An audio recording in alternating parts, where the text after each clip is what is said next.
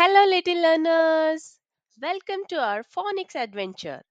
Today, we are learning a very special letter I. Can you say I with me? Let's go. Did you know letter I is a vowel? That means it has two sounds, a short sound and a long sound.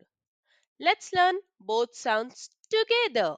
The short I says I, I, I, like in igloo and insect. The long I says I, I, like in ice cream and island. Can you say them with me? Let's try. I, I, igloo. I, I, insect. Ice cream. I, I, island.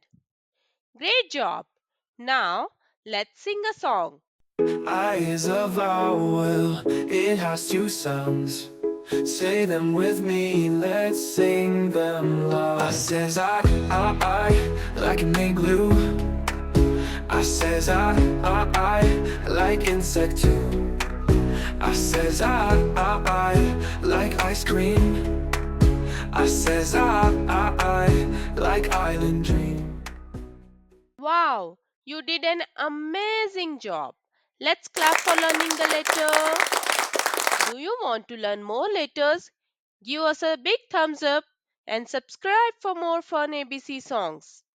See you next time, little learners. Bye bye.